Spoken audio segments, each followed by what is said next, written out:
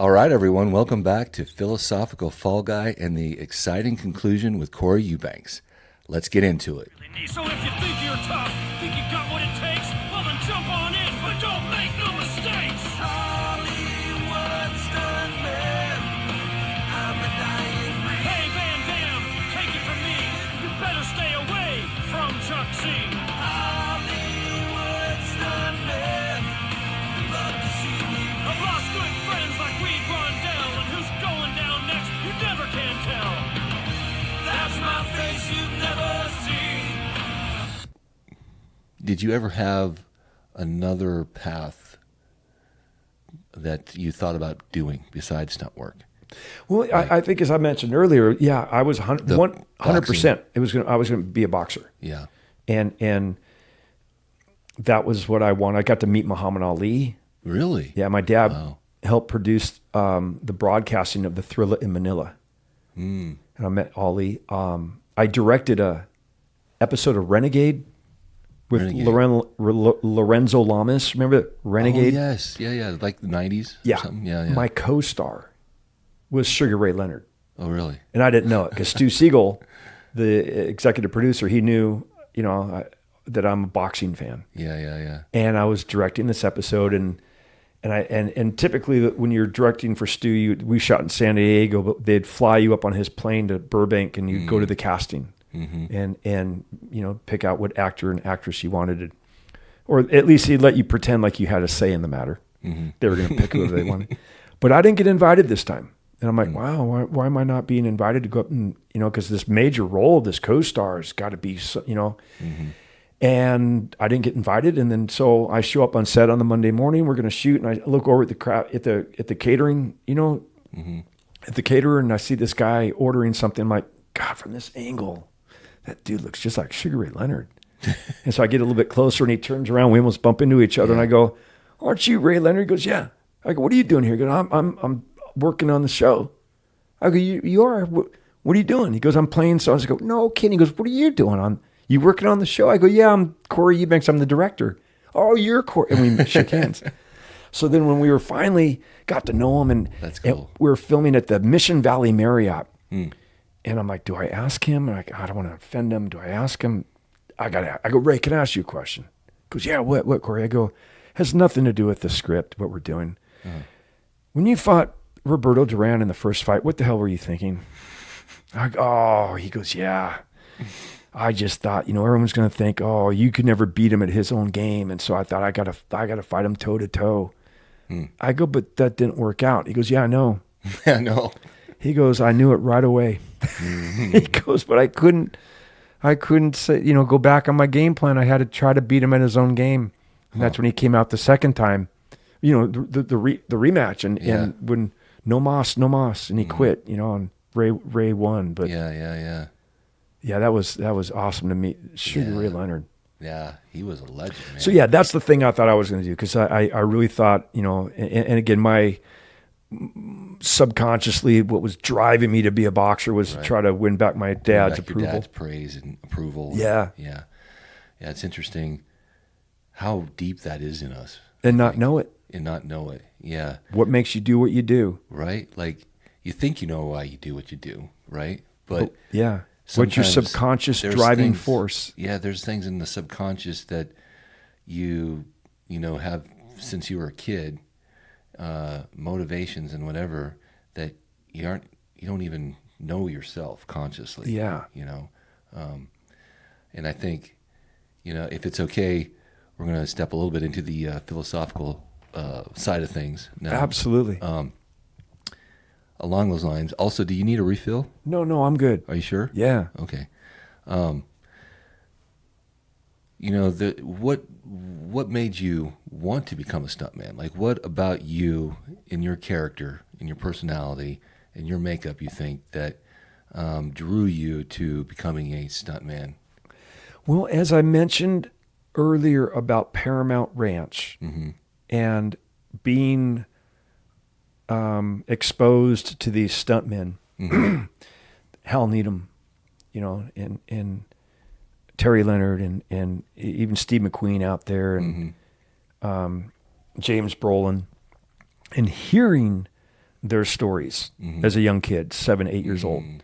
And then I would follow them. They'd go over to the western town, and I'd watch them practice doing stair falls, jump out windows onto mattresses and stuff. And I'm like, oh my God, I'm a little kid. This is a huge visual impression. Yeah, huge. Right? Yeah. Now, also we intermix, back in those days, there was this motorcycle guy named Evel Knievel, right? Mm-hmm.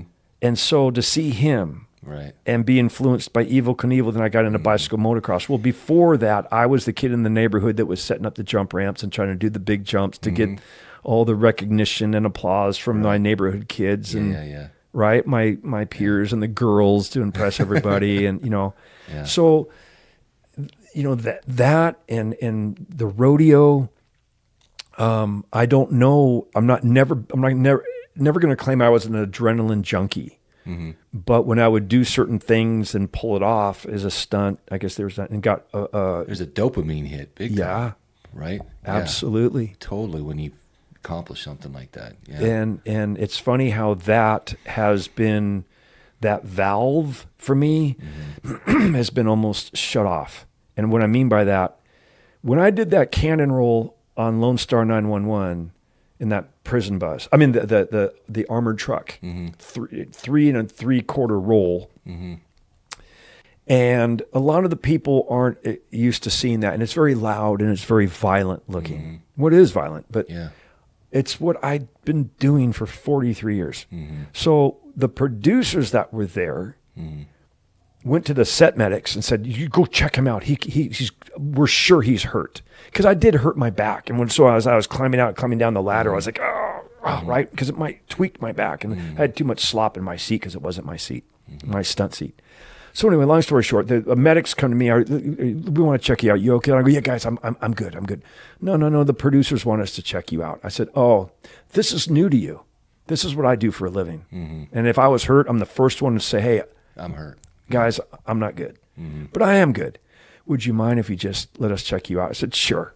And we came around to the back, and I sat down on this tailgate of this truck, and they look into my eyes, and do you know what day it is? I go, oh, and whenever everyone asks you what day, I go, yeah, it's today. It's today. You want to tell me? I said, right now.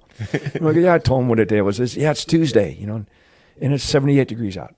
And so they're like, well, I'm going to take your blood pressure. I go, okay, you're milking this, aren't you? So it does my blood pressure, and he goes, your blood pressure's a little high. I go, you think so? I just did this stunt.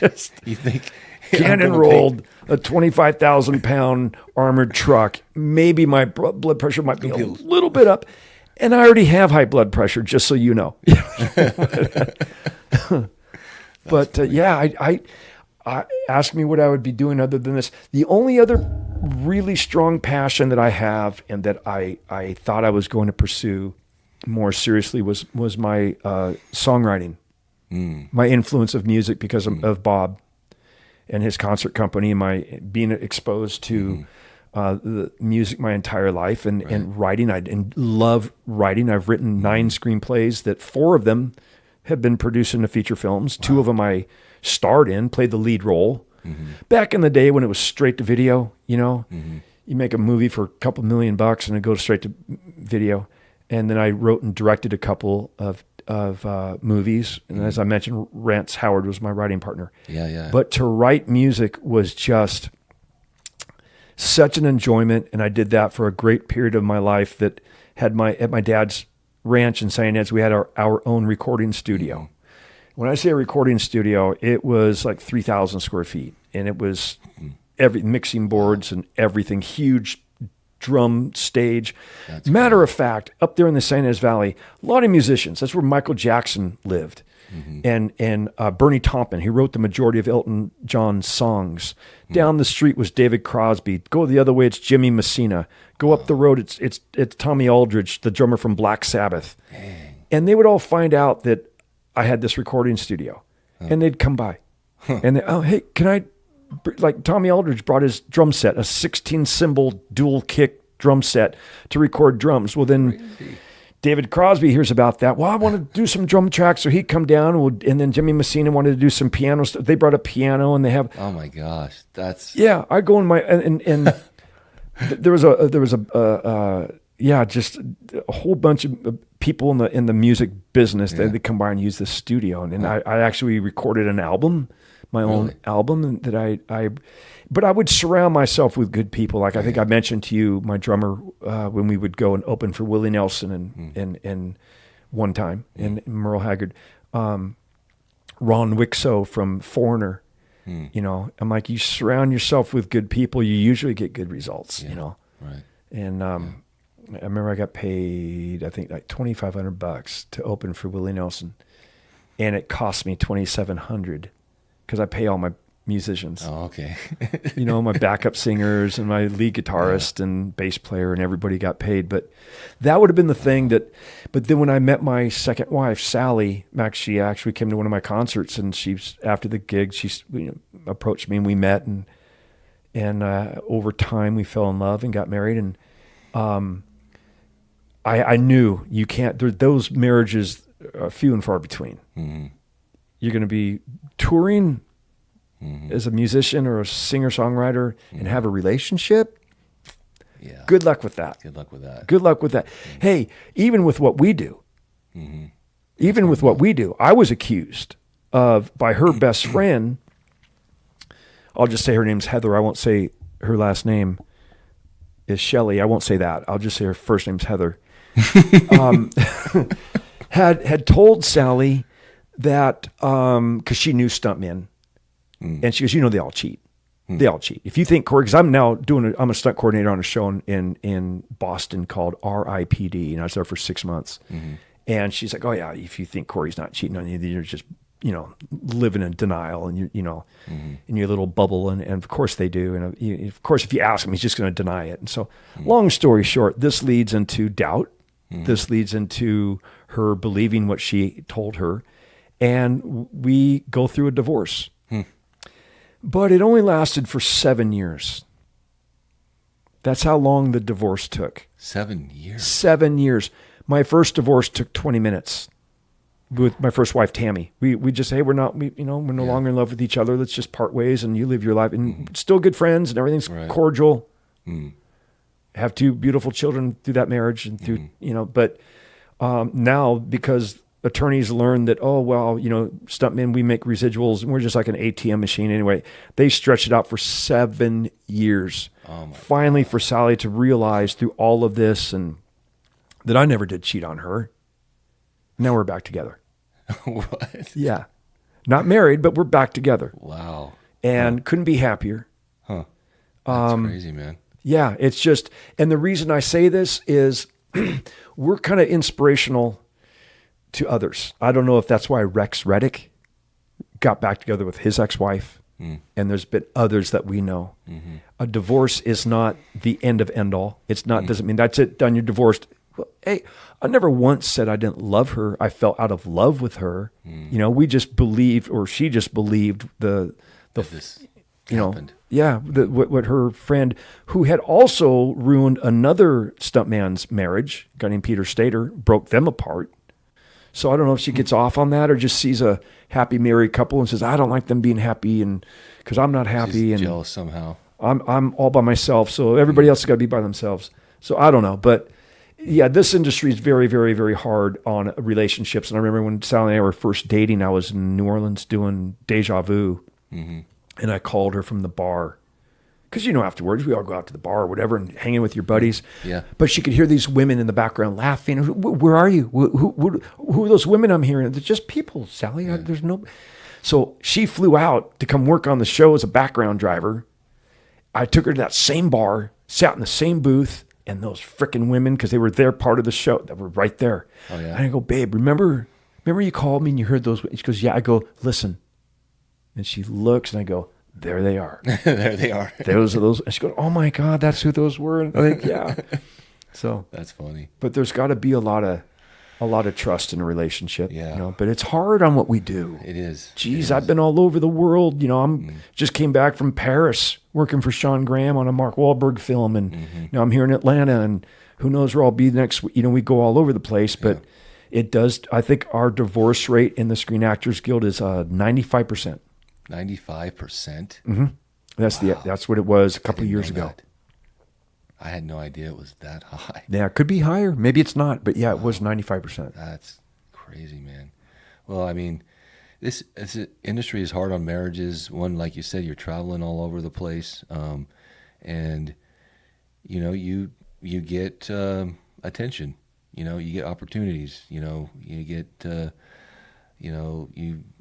you're on set for a long time, and you get attention of people, and it's very easy for somebody to go astray. And plus, there's always the fact of, they used to call it, I think, like the bigger, better deal, right? So this industry, you're always looking like how people are always looking how they can up their situation or their station. Right, and right. sometimes that's by dropping this person and now hooking up with this person, so that's it's a dirty, weird industry that we're in.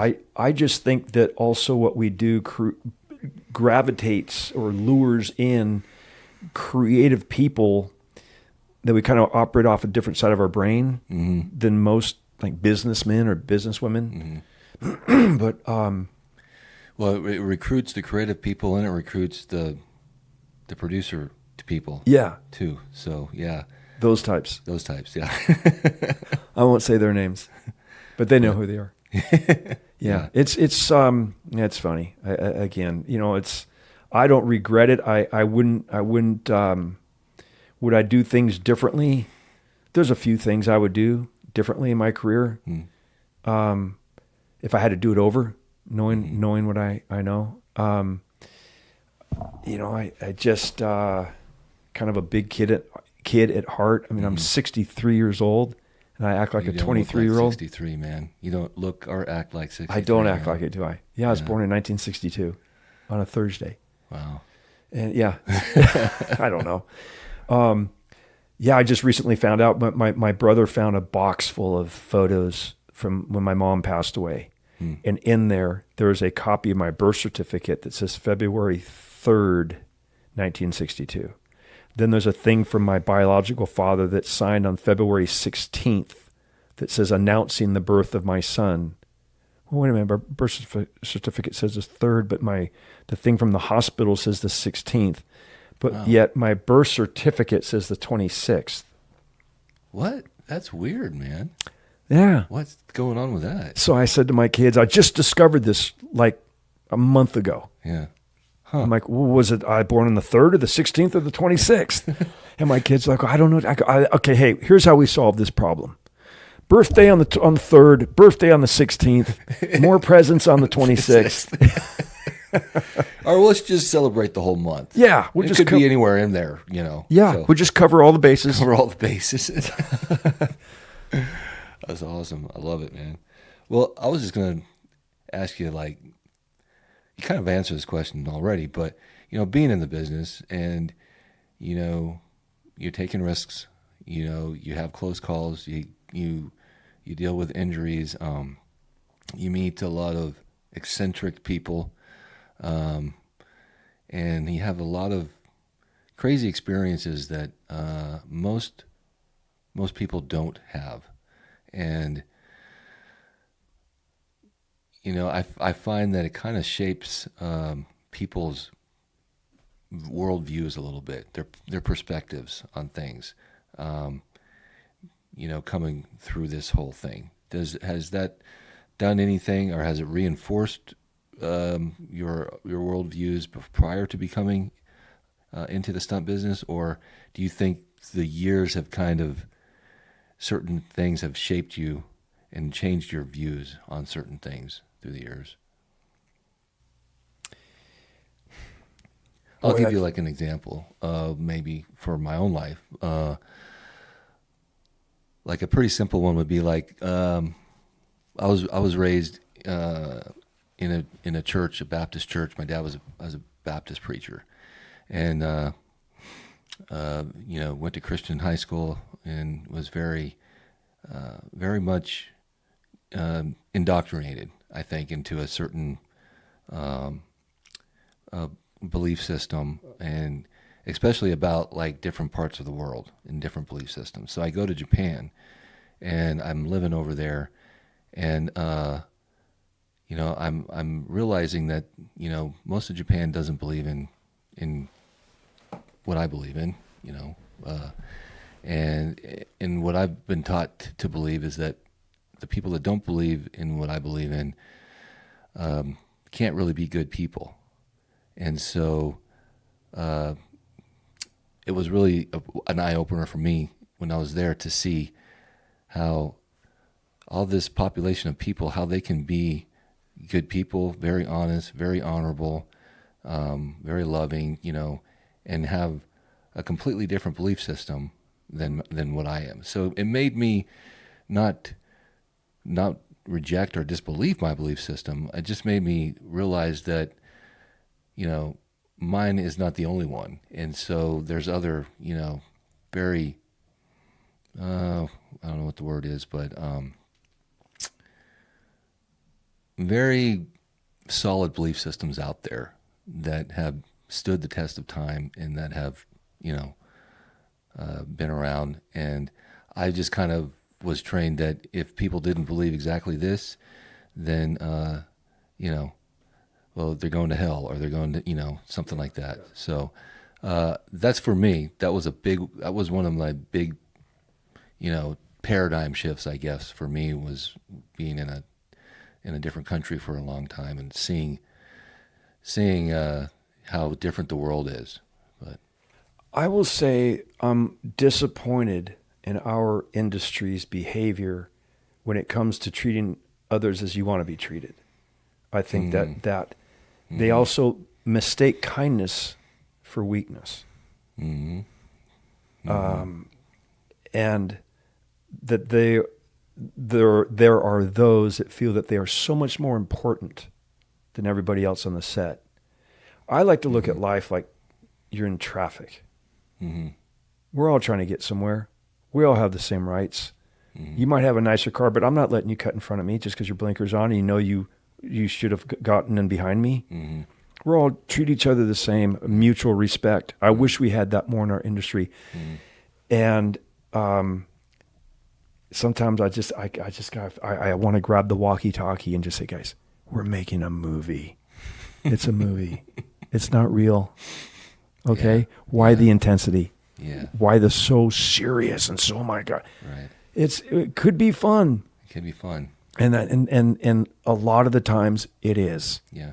It's fun. But when I get around those that are so arrogant and pompous and I go, you're just missing it. You're missing the enjoyment of life that you can experience from this film industry that we're in. Be nice to everybody. Get along. It's all make-believe. Let's be safe. Let's be respectful. Let's have a great time. Do the best job we can. Tell the best stories that we can. But let's treat everybody with mutual respect. And that's what saddens me about, if there's one thing we could go in on a computer and change, that would be the one thing about this industry. But other than that, it's been, as you said at the beginning, a hell of a ride. Hell of a ride. Yeah. Yeah. You really have lived so many experiences. I mean, you and Noon, like the two of you guys, just talking to you guys, like you could both compete for the most interesting man in the world award. He's fascinating, isn't he? Huh? Noon or Sadi, and Yeah. oh my gosh, and Roby, his son. Yeah, he's a great guy. Great guy. Great What a guy. great name. What's your name? Roby Osadi. Yeah. Yeah. But look at Noon's dad, Ernie. Yeah. I mean, he had a great teacher. great teacher. All that wisdom and everything got passed right on to him. Right. All the do's and don'ts. Learned Yeah. everything the hard way and then kind of pass it on. Yeah. Yeah. Incredible stuntman, incredible stunt coordinator. I think I've never seen him direct, but with all that knowledge that he's acquired over the years, that's the other thing that we as stunt performers get that I think a lot of the industry is oblivious to, is we work with some of the best directors in the world. Did you go to film school? No. I went to work on the set with John Woo and Tim Burton and Tony Scott Yeah. and Michael Bay and Ron Howard Right. and Ang Lee, and the list goes on and on. Steven So Soderbergh. you got your little film school degree Yeah. from some film school in the middle of who knows where. yeah, But and from someone who's teaching you how to be a director. How come they're not out directing? Right. They're probably reading books written by the guys that you have actually worked next to. Yeah. And the cameraman that we've, Haskell Wexler, I don't know how many Oscars he's won. And to work with him and knowing what lens you're going to use and why. And anyway, my point being, we've been blessed in our capacity to do what we do. And the other thing is that I'm grateful for doing this and not being the acting thing. I was brought up with that with my dad, as we talked earlier, doing the Newlywed Game for 23 years and the Rose Parade for 33 years. And every restaurant we would go into, everybody knew, Bob Eubanks is sitting in the back booth, and people would come up and want autographs and stuff. And I'm like, didn't want that. Because I thought at one point I was going to be on this soap opera when I was young. And my dad's like, are you sure that's what you want to do? Because if you're a stuntman, no one knows who you are. Like we just said, I've been on over 160 feature films and 1,000 TV shows. And you can walk down the street and no one knows who I am. I'm not famous. Yeah. No one, every once in a while, I might get a, hey, did I see you? Like I did a little part on Landman. Great series. Have you seen it? No, I haven't. Taylor Sheridan? No, I haven't. Billy Bob Thornton? It's a Landman. Land? I highly recommend it. Okay. What's that on? Do you know? Paramount Plus. Paramount Plus? Okay. Landman. It's very, very good. All right. Cool. And I'll I check it got out. killed on that show, but Taylor gave me a little close up in the thing and that little thing. But man, people, on Instagram or Facebook or whatever, asking my wife Sally, did I see Corey on Landman? Yeah. So I mean, every once in a while, but every once in a while you get that. I had that happen to me on Stranger Things, because I had this role where I played this agent, and we did like some driving thing, and then we get out and we look for these kids in a bus, and then the guy comes and hits me on the back of the head and knocks me out. But it's of all the things I've done, that is the longest uncut screen time that I've had as me, and I didn't know that was the first season of Stranger Things. I thought it was going to be a stupid kid show or something. On huge Nickelodeon. Success. Yeah, blew up, and man, everybody was like, I saw you on Stranger Things. That's cool. Yeah, it was funny. But you're like, I wouldn't want to be able to not be able to go someplace into the market or whatever. Oh yeah, have people. How annoying that. I think Jim Carrey says he wishes that everybody could experience fame to know what it's like. Yeah. I did his first movie. You did his first movie? What was his first movie? Earth Girls Are Easy. Oh, Earth Girls Are Easy. He and Damon Wayans, Gina Davis, Jeff Goldblum. I was the stunt coordinator, second unit director. Really? But it doesn't say that on IMDb. It doesn't say that on there. No. Duncan Henderson, who I mentioned to you, was the first AD on Cobra, was the producer of that. And worked with Jim Carrey on that. Worked with him on Me, Myself, and Irene. And some other show we did, a thing he was doing, a TV series. Great guy. But I didn't think he was going to make it. Honest to God. When I saw him on Earth Girls Are Easy, he was such a crap. I'm like, who's this freak? Yeah. Right. You're never going to make it in this business. Yeah, he just seemed like a over hyperactive kid. Weird. Yeah. Weirdo. Making all these faces and stuff. And I'm like, dude, who are you? I thought the same thing of Tim Burton. Really? Pee-wee's Big Adventure. That was his first. But I actually confessed it to him on Mars Attacks. Oh yeah, yeah. Because he heard I was there, and he got in his golf cart and came down, and his hair. He's got that hair. Yeah. And we're in Kansas, and there was a lightning storm, and he came down just to see me, which I was flattered because he heard I was there. Yeah. And comes down to the where we broke for lunch with all the tents and stuff, and middle of the night. And he finds me, hey, Corey. And I'm like, hey, Tim, how are you? As soon as I went to shake his hand, on the horizon behind him, these 9 lightning bolts struck down, backlighting him.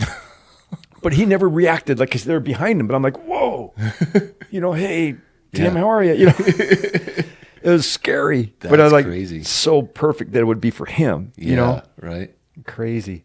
Well, that's interesting. You bring that up because I wanted to go back to something you said real quick. When you were on Fast Five, And the first time that you, or I guess it was actually the second time you tried the cannon roll, and the day was all dreary and the energy was all bad. That was on the first day that everything went wrong. So you only did 2 attempts? Yes. Okay. I thought for some reason in my head there was 3 attempts, but there's 2 attempts. So Well, technically, there was 1 attempt and one that was very successful. 1 attempt and 1 success. Okay. Yes, that makes sense. Yeah. Okay. So the first time you tried it, and you said it was like just a real negative kind of vibe. That's when my ear monitors went out. Yeah. That's when the cannon misfired prematurely. Right. That's when And then only one cannon worked. And the 2 cannons went flying out. Yeah. Yeah. Do you have any kind of Reason why that happened? yeah? Do you Yes. think you have a yeah? Okay, I want to hear it. Yeah, I think it was God's way of tapping me on the shoulder and saying, "That ain't going to happen today because you don't have enough roll cage, and you're going to get crushed." That's what I believe that was. That's what that was. 100%. He was tapping me on the shoulder. That's awesome. He knows I'm superstitious about stuff. Yeah. I'm going to have Corey's ear monitors not work. Maybe he'll start thinking this is a bad idea. He's ignoring me. Okay, I'm going to have one of the cannons fire prematurely, cause a brake line to not work. He's still going to go through with this. I'm only going to have 1 cannon fire. I have the other 2 get bound up by bungee cord because I didn't have enough. I think if it had gone with just the pod that we had, that pod would have folded. And I think I would have been crushed by the 42,000 pounds, 21 tons. That's So awesome. I think that was, God's way of just interacting and putting a stop to it. And so I That's really cool. thought about that and said, okay, there's a reason this wasn't meant to be. So let's, hey, Matt Sweeney, hey, can we put more roll, anything you want, Corey, what do you want to do? That's we added 1,700 feet of tubing. 1,700 feet. Wow. 1,700 feet of tubing. Wow. Inside the bus. Reinforcing it, huh? Yeah. And still those collapsed. Some of them, not all of them, but some of them collapsed. Wow. So yeah, that was, and it's funny because now that cage was installed, then it was a bright sunny day. Everything was, let's go forward. It was meant to be. Yeah. That's really cool. Yeah. You ever had any cool synchronicities happen to you? You kind of said one, like you said, when you had that really great pipe ramp where you rolled it like 8 times and then you're driving home and you see a prison bus. Yeah. And you're like, someday I really want to roll a prison bus. And then you get a call to roll a prison bus. I wonder if that's a little bit of manifesting. Manifesting, yeah. Where you really put it out there into the universe about, hey, this is what I want to have happen. Yeah. And you just envision it. And you just, yep, that's going to happen. I don't know when, but that's going to happen in my lifetime. Same thing when I started writing screenplays. I'm like, I'm not going to think about maybe I'll direct them. No, I'm actually going to write the screenplay and I'm going to go scout the locations and find the cast and just, it's happening. I believe in manifesting to make things happen. Absolutely. And, think positive, you get positive results. Think negative, you get negative results. It's sometimes not all that complicated, I think. Right. And I do believe also there's sometimes an overthinking certain things. If you and I were outside and I saw a basketball and picked it up and just threw it at you, you're going to catch it. You're not going to think about how. Right. You're just going to react. I'm just going to do it. So I think there's sometimes in your instincts take over. There's sometimes you just put one foot in front of the other, keep going that direction. You're going to get to where you want to go. I think a lot of times I have had problems with, I want to do so much stuff. I could see that about you. Yeah. Yeah. Do you want to write songs? Do you want to make movies? Do you want to do stunts? What do you want to do? Yeah. And you're also very good at all of those things. So that Some makes things, it even yes. harder to decide. Yeah, maybe. So I appreciate you saying that, but sometimes I think I'm very, not better than anybody else. do get lucky a lot of the times, and it's funny because I don't let it bother me. There's been things I've done that I got extremely lucky and got praised for it. But just to back up, it's not maybe lucky all the time. Maybe that's part of what you call manifesting. Yeah. Well, not all the time, but there's some things I got very lucky at. But then there's some things I did that was 110% skill, planning, and intentional. And, oh, that was luck. You got lucky.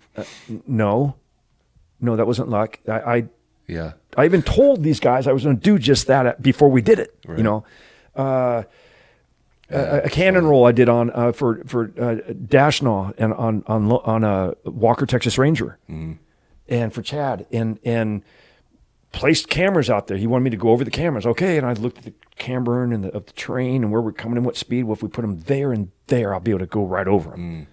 And sure enough, and even for Al Godo on You Better Call Saul, I cannon rolled a Blazer like 7 or 8 times, and he wanted me to go over some of the cameras. Okay, well, let me place them. How can that be luck? Right. But there's been other times that, you know, it was luck, and like going back to the Fall Guy, flipping a pipe ramp and doing 8 rolls, and that was an accident. Yeah. No, that was skill. You planned that. If that's what you want to think, that, run with it. But I'm here to admit that it was pure luck. But yeah, it has been frustrating though. There's been some things I've done that people, no, that was luck. It's funny how also stories get misinterpreted, and you tell a story here, and then by the time you hear it later on, you're like, what? Like on Starsky and Hutch, I had to drive the Gran Torino down LA and slide a corner and go down the alleyway, and they had a crane that was going to lift up. I'm going to go underneath it. It's kind of a timing thing. Right. I had never driven this one Gran Torino. There was 3. This was the Hero one. The Hero one, okay. Well, the Hero one, they thought they might see the engine, so they chromed it all out. They put all this attention into the engine. But when they had put the engine back in, the steering and everything, they didn't connect the steering rod that comes to the firewall. It's supposed to be a pin in there.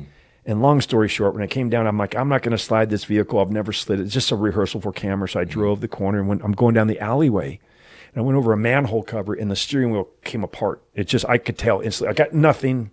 Oh my gosh. And I'm going at the crane. Oh my gosh. And I thought, okay, just go on the brakes, Corey, and just the one front right caliper bit, and pulled me into a chain link fence, went through the chain link fence into a brick wall that I didn't know was there, and hit my face on the steering wheel and put my teeth through my lip and got 4 stitches on the inside and outside. But when Todd Phillips, the director, came running up, are you okay? I'm just dripping blood, right? Yeah. And I took the steering wheel and I spun it. And I said, the steering wheel came apart, and it's spinning. Go to the hospital, get stitched up. By the time I got back at 5 a.m, the story going around was, the stunt guy couldn't handle the horsepower, lost control, crashed through a fence into a wall. Oh, jeez. I was going 20. Wow. Lost control. Oh, man. Yeah, that's how stories get twisted around, you know? And, well, 1, the steering wheel wasn't connected right, and 2, it sounded like your brakes weren't even working. Nah, yeah. Yeah. It was like I said, it was the Hero car that they were just going to use for, like, you know, close-ups and stuff, and so they didn't make it a stunt car. Right. They don't know that. They you know, the first AD and everybody, they don't care. It's the same color. Yeah. No. I actually took one of those Gran Torinos and put 4 line locks on it, which I'd never done before. Had a separate caliper. Yeah. A separate emergency brake with its own reservoir and Willwood calipers in the back. Separate from I didn't tie into the existing reservoir for the brakes, right. But then had 4 individual line locks, and also 1 switch that I would flick off, which would kill my brake lights. So if I wanted to take off from a curb, I would just engage my front left and put my foot on the brake, but no one knows I got my foot on the brake because my brake lights are off. And I could just gas it and just pivot around that tire and then take off. And then flick all my brake, my switches on. I got all 4 brakes. If I had to stop in an emergency, that's genius, man. It was fun. Yeah, but I didn't get to do all that much with it. On that show, on that movie, though, I had to do a reverse 180 into a forward 90 and slide up alongside this car where Owen Wilson is. And that's how he's supposed to meet. Ben Stiller's going to meet his partner. So Gary Davis had me come down and he goes, yeah, Corey, throw a reverse 180 and then a forward 90. I'm like, the two movements you're asking me to do, if you're driving backwards and I'm going to crank down on my right, my chassis is going to go away from the curb. It's going it's going clockwise. I need to be going counterclockwise. So the first maneuver I'm doing taking me clockwise. Now I'm going to crank down on my left and hit the e-brake to throw my 90 up to the car. Again, I'm going clockwise. I need to be going counterclockwise. So both maneuvers are taking me to the wrong side of the street, and he needs me to go to the other side. And I try this a few times. I'm not doing good. It's not working. And so Gary's like, Corey, I go, Gary, can I do it the opposite direction? No, Todd wants you to do it like this. And he goes, hey, it's just like throwing a curveball. Just throw a curveball. I go, I don't play baseball, so that's not a good analogy for me. I don't know what you mean. And so I go, maybe I just need to come in faster. And I told Jimmy Roberts, who was doubling Clive Owen Wilson, standing there. Because we already did the shot of me coming in and just sliding up to him. Okay, just come and throw a 90. We already got that. Now we need the head of the shot. And I'm like, maybe I just curveball. I'm just going to come in faster. Well, I'm looking over my right shoulder when I'm backing up. And as soon as I get to my mark, I would crank it. Well, there was a police car on my left. There was two, actually. The one that Jimmy's in front of, and there's one here. 7 car spaces apart. And as soon as I was passing this first police car, that's when I would start my initial move. But on this one, because I was going faster, I thought I better crank it sooner. And I crank it sooner. And I hit the front of that police car with my nose of the Gran Torino. And just demolish it, come to a skid and stop. Maurice McGuire, my good buddy Maurice, was on the long lens on the front of the car. And he pans over and he tilts up to see me just going, right? Yeah. And they put it in the outtakes of the movie. Oh, really? I'll have to go back and watch that. They put it in the outtakes of the movie because Todd Phillips thought that would be funny. Yeah. And I'm like, so we go to the what do you call it? The opening, the premiere. The premiere. Yeah. In Hollywood on the Grauman's Chinese Theater. Everybody goes. Yeah. We're watching the movie and all of a sudden they're going to play some outtakes. I'm like, oh no, they're not. Oh yeah, there it is. There's the shot. Oh no. Oh no. Oh, and everyone just starts laughing in the theater. Oh my God. And my wife's with me. She's like, babe, I can't believe you put that. I'm like, oh, awkward. Awkward. So, yeah. And so I got, who was it? Was it Joey Becerra? I think maybe it was Joey. I got a call from somebody. I saw that. I go, yeah. Did you not read the original script? What do you mean? I go, well, Ben Stiller, that's how he meets his partner. And he's trying to show off in front of him. And he screws up on purpose. I'm not on purpose. He screws up. Yeah. And they did a focus group after that. They do that sometimes. They shoot 2 endings to a movie, right? To see how the focus group is going to respond best to what. And they thought this might be a comedic way for meet his partner. He crashes right in front of him, and they didn't do well in this focus group. So they said, we'll use a version where he doesn't crash into him. You didn't know that? No, I'm kidding. I made all that up. But Joey was believing me. He goes, oh, I didn't know. So you did that on purpose. But that's true, though. Yes, it is true. But not a stunt that I screwed up. But not. I was trying to convince him that we did that on purpose. And then he fell for it for like a half second. I would have fallen for it. I would have been like, oh, okay. Yeah, no, I did it on purpose. Yeah. Hell yeah. No, that was a mistake. Oh, that's hilarious. Good man. Times. Wow. Well, I think I might have to have you back sometime, man. Because I don't want to keep you too long. But before we go, there's always something I ask, like for people coming up in the business, any quick words of advice. You've done some through this whole episode, but some quick, real good, sharp, points of advice that you'd have out there. I would say be polite to everybody on set. Just be kind. Just be nice. And I don't want to use the word demand. Maybe insist on being respected. I think it's too often that other capacities, as we talked earlier, don't give the respect, just as a human being, demand the respect, or insist upon it. Right. Be professional. I'm right down to at the end of each day, I hang my wardrobe up in my dressing room, put everything back to where I found it. Good morning to everybody, be respectful to everybody, and pay attention on set. Pay attention. If you're working with a good director or a good stunt coordinator or whoever, watch them, study them.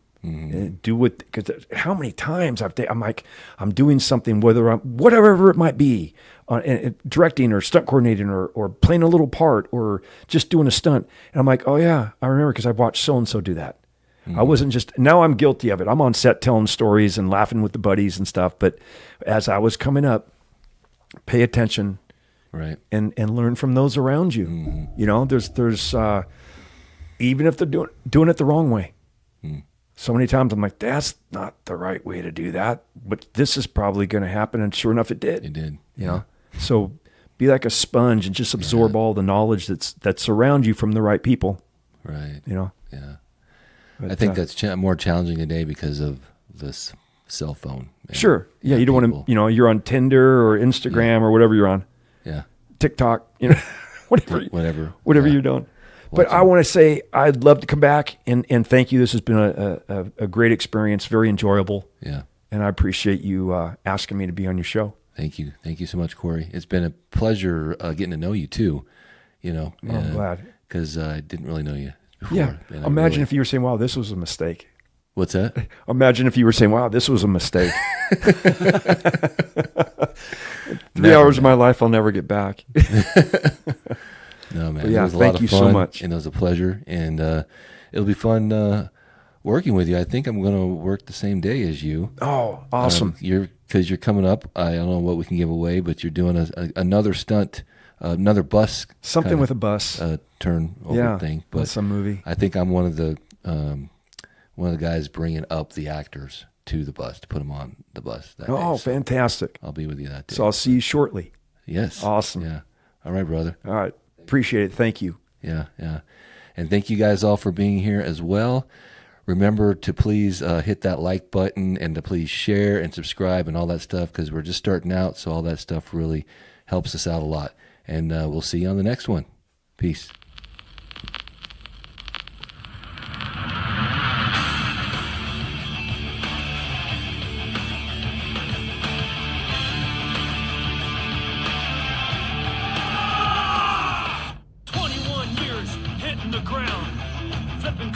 Upside down, jumped a General Lee over a semi-truck, went straight to ER, cause I pushed my luck. Did stunts for crews and slashed alone, but they say they did them on their own. I make flicks with Howard, Crow, Wu, and Lee, and that's right, I'm the one who jumped at General Lee.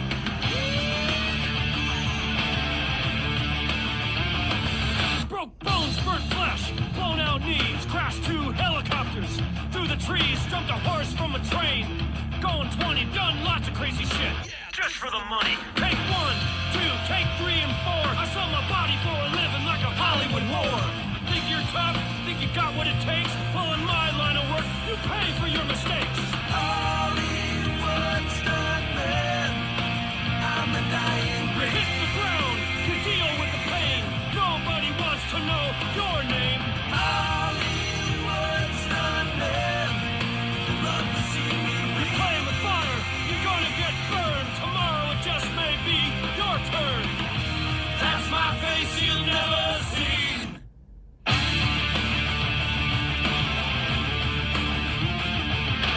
Airbags, ratchets, rams, and cable fell 25 feet through a breakaway table. Midnight run, MI2. Ain't nothing they can dream of that I can't do. Clooney, Travolta, and even Sean Penn. I can tell you right now, they're all my friends. Think you're bad? Think as bad as me? Think again, I'm the one who jumped at General Lee. Hollywood stuntman, I'm a dying breed. Hey, Seagal, there ain't no doubt. Gene LaBelle, yeah, he choked you out. Hollywood stuntman, love to see me bleed. Pamela, Cameron, and even J-Lo, we did so much shit that they'll never know. That's my face you've never seen.